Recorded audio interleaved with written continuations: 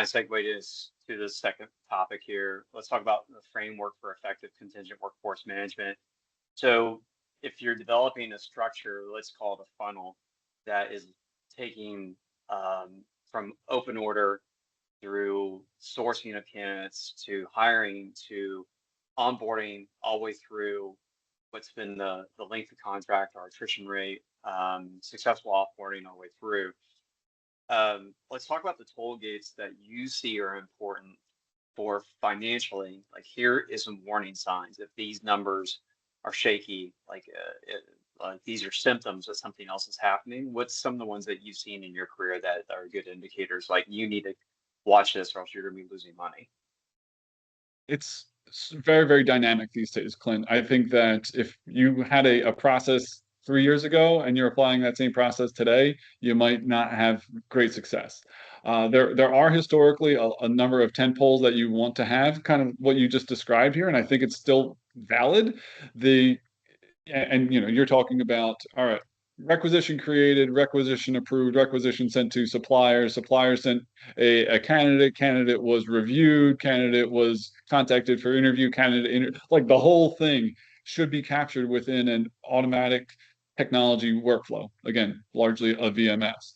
And in that process, you're going to have candidates that are really strong. They would be the gold medal winner once they get to the end. However, because somebody's on vacation and there was no communication, because something happened, the technology glitch in the system, that person just totally fell out for whatever reason. That's the kinds of things that you need to guard against. I think that, and then if you end up doing that, and then you hire somebody that is a silver or bronze or worse medalist because they're the person that ended up at the end of the line. They survived because nobody else was knocking on their door. Then you have a worse quality worker that has lower productivity. Maybe they're dissatisfied. The hiring manager is absolutely dissatisfied with the staffing supplier, with the MSP that might exist. So there is just a lot of dominoes that fall when you don't have a really nice streamlined process for your candidates, right? Yeah. They're going to leave early. They're going to get released early, and then all of a sudden you have to find somebody else. So it can really, if you don't have the proper technology, it's going to be not an ideal situation for your hiring managers, and that's ultimately who you want to satisfy. Yeah. And I think that's where we skip. And I find it ironic. We lean into MSPs and VMSs and tools, making air quotes, to make everything automated, to make everything better, supposedly save money. But if you lean too hard that way, and don't lean into setting really good processes with your humans and for the human touch of your whole thing, you end up with less hiring of the, yeah, like say the right type of talent, and also a lot of attrition, because if you're onboarding the wrong talent, here we go, 3 weeks, a month into the project, they're not the right person, you got to start all over again, because you're losing people because you're not making a human focused process. We've heard this several times throughout this year that a lot of folks are trying to focus that way. It'd be interesting though, like, to survey your current contingent workforce. Like, what was your experience like? What could have been better of your onboarding here? And then really go into your hire managers, because they're the ones that need this tool the most. They're the ones that have that budget hanging over their head. If they don't spend their budget correctly, they're going to get in trouble with their boss, or they're not achieving company goals. To really spend time, like, let's do some deep dive, digital experience, customer experience with how this works with our hiring staff. A lot of times what we hear from hiring managers at our customers is, I got stuck with this tool. And a lot of times our team is actually teaching the client how to use the tool. And we're the supplier. That shouldn't even be our job. Like, the adoption should have been driven internally. The learning and development team or change management teams really should have focused on that, because if they have really empowered hiring managers that know that tool well, most of these people are going to be pretty high-end tech leaders. They know tools, so why not give them education on this tool and best practice on the tool? So a little bit of a rant, but that's something that pops up quite a bit.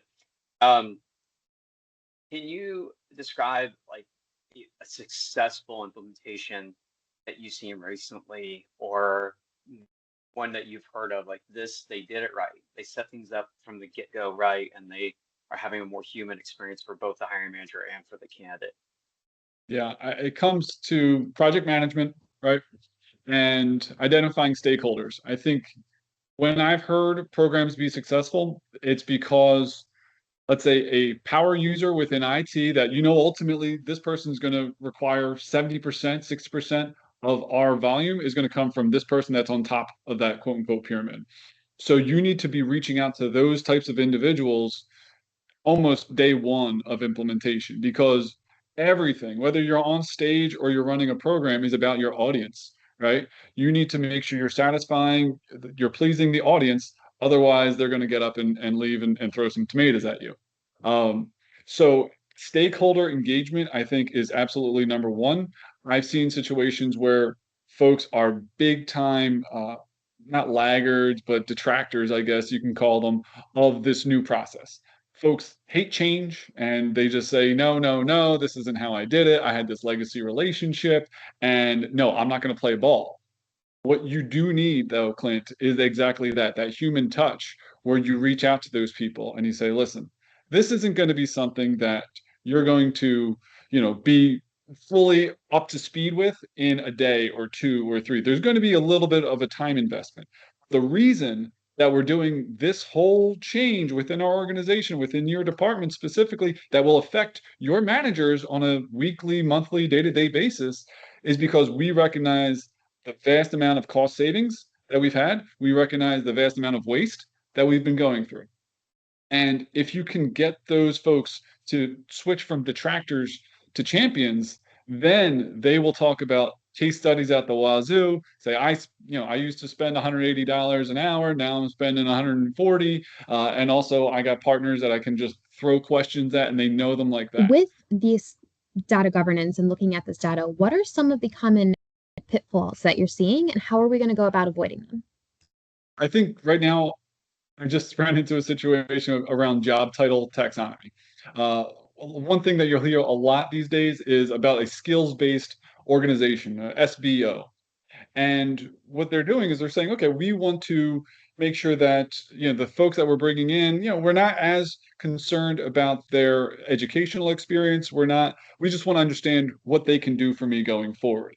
So I do believe that job title taxonomy is going to be adjusted as a result of that. But again, kind of let's making sure that we can crawl before we walk. And I saw a situation the other day where there is a job title listing and all the number of fills that have existed with that job title, with that fill. Okay, how many folks have been filled for a Java developer? Of course, is always the one that folks reference. There were 5,000 job titles, and each were filled once, because each job title was given a lot of specific types of information within the job title field. So it's how many years of experience they have, where they're located, what their work order number is within that job title field. So from a data perspective, that makes me not a very happy boy, because I can't do any analysis when it comes to bill rates, time to fill, supplier fulfillment within the one-off times 5,000. So I think that if you don't really have a good job title taxonomy right now, I would, implore you to have a look at that and see what steps can be taken to improve that.